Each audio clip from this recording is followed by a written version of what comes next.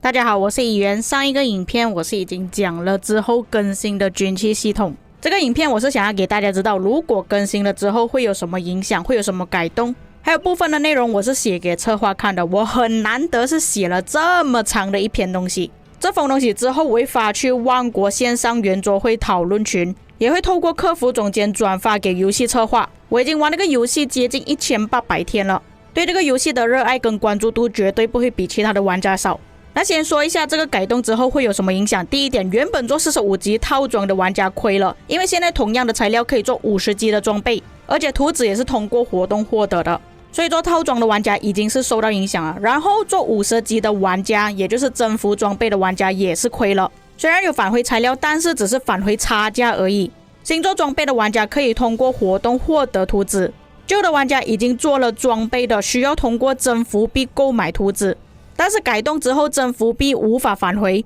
并且也相信大多数的玩家已经觉醒了征服装备，不管有专属还是没有专属，就跟我画面现在展示的是一样的。我的大宝剑没有专属，但是我已经打觉醒师上去了。第三点，返回材料只是返回差价而已，比方说原本120个材料变成90，只会返回30而已，并不是全部120个材料。精炼的玩家也是，精炼消耗的材料原本是120，但是因为精炼的关系变成60个材料。在更新之后，原本要用的材料是90个，精炼之后只需要45个，也只会退还15个而已，并不是退还你所有的精炼材料。第四点，用过的图纸全部都浪费了，分解后等于0，并且材料只是拿回一半而已。就算你精炼拿回的材料也是多，但是也是因为你精炼花费的更多，所以拿得多而已，并且目前还不知道精炼返回多少。如果只是返回精炼费用的一半甚至更少就完蛋了，并且分解之后觉醒金狮是不会归还的。第五点，新的装备等于要重新充值拿宝石去抽新的图纸，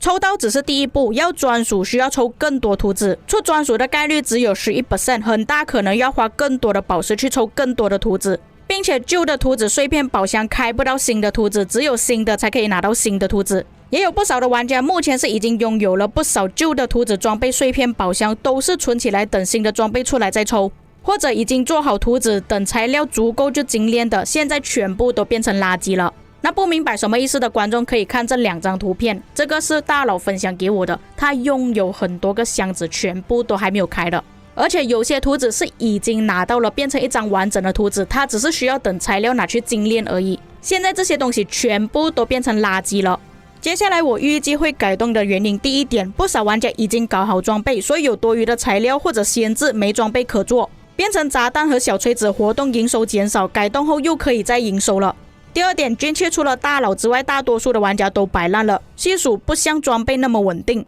没赚到太多营收。第三点，因为装备是固定数值，车头必须搞，就算赚不到平民无氪玩家的钱，还是可以赚车头的钱，并且还是有机会可以赚微氪玩家、中氪玩家的一点点钱，只是速度没有赚大佬的钱这么快而已。接着受影响的群体包括车头、集结、住房玩家、为期制的玩家、先锋王国玩家、追求系数的中氪玩家。接下来是我想要对官方所说的话。那你们也知道上次我有去参加线上圆桌会议，那时候我有提到原本策划他们是有想到提出600名单报名，是为了要救这个游戏，因为这个游戏人口流失太大了。现在改了装备系统，只会让弃坑边缘的玩家直接弃坑而已。那这个改动我不排除策划他是想到新的玩家进来，他可以直接练最新的装备，不像我们这样子用旧的装备，可以让新的玩家超越我们的话，我觉得不太大可能。新的玩家除了要追赶装备之外，他还要追赶军器、统帅、T5、兵力、战力等等，这些全部都是要花时间的。大多数玩家会直接选择购买账号，而不是重新做一个账号。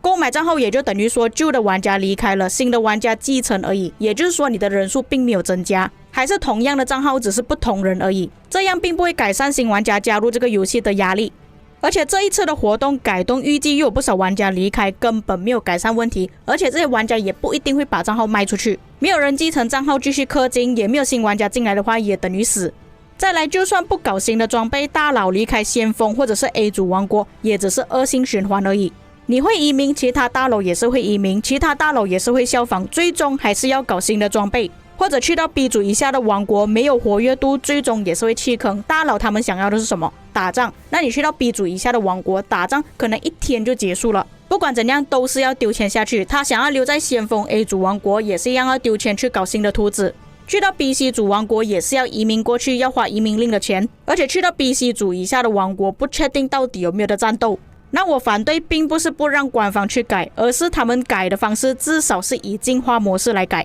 什么意思呢？就是从原本基础上的装备用材料进化就好。现在的情况是又要分解重做，拿图纸重做，浪费材料，浪费征服币，浪费觉醒晶石。我觉得以上4点除了材料可以接受之外，其他玩家都是不能接受的。因为材料它可以自己慢慢生出来，因为图纸获得的管道只有几个，第一个就是通过活动获得，第二就是消耗宝石，玩一些炸弹、小锤子、哈利波特转盘等等才可以获得，或者通过征服币获得。你们自己想一下，这里的过程需要花多久时间去收集这些图纸？当然我也知道游戏公司不是做慈善，游戏公司也是要赚钱来运作，但是方法太过分的话，要如何让玩家去接受？而且那天开线上圆桌会议的时候，为什么没有拿这个东西出来讨论？在场的玩家、有经验的玩家都是可以给出对策的，而不是贸贸然然去改这个规则。既然600名玩家报名这个东西，你都是会问我们的，为什么这个东西不问一下呢？至少我还可以像现在这样子跟你讲有什么意见，改动之后会有什么影响，玩家能不能接受，而不是出了这个公告之后，全部玩家看到了，全部都讲要弃坑，让游戏的骂名越来越重，这样子会比较好吗？在这个改动之后，不会受苦的玩家，除了不去追求、不去在意，就不会痛苦的玩家。只要你能接受刚刚我所讲的这一点，那你不明白是哪几点的话，我再重复了一次。第一点就是做了45级装备的玩家，你用一样的材料，但是50级的玩家他的系数比你更高，或者做了50等级的玩家，浪费了觉醒石和征服币你都不在乎，又或者是不在乎之前花了多少宝石抽到图纸全部都变成废纸的玩家。这3点你都能接受的话，那你就真的是佛系玩家了。又或者是你是钱多到没有地方花，觉得花在这一点上面没有什么影响的玩家。不管怎样，这个改动最痛苦的还是中微氪玩家，除非中微氪玩家也是不再去追求这种东西了，那就只有大氪玩家他们需要丢钱下去重新抽图纸而已。至于无氪玩家是完全没有影响的，反正他们都不丢钱下去，对他们讲有没有改动都没有影响。又或者你是玩领袖装备的玩家，你是已经做好领袖装备，或者是玩远程工程车的玩家，你是没有影响的。在这里我就问一下各位观众，我刚刚所提到的那几点，是不是其中一个就是你本人呢？那你能不能接受这一次的装备改动呢？最后我还是希望万国觉醒策划团队，你们有时间的话就抽个时间出来做问卷调查，抽点时间跟玩家开会讨论这件事情，这样不会更好吗？可以让玩家知道策划是有想要去救这个游戏，而不是步步逼退玩家去弃坑。那以上就是我想要表达的东西。那有哪些地方我说错，或者是你们想要补充的话，可以在评论区给我知道。最后我还是要提一句，我会反驳会反对，也就是因为我在乎这个游戏的生死。假设我不在乎这个游戏的话，我是根本不会去提这件事情的。以上就是本期内容，我们下期再见。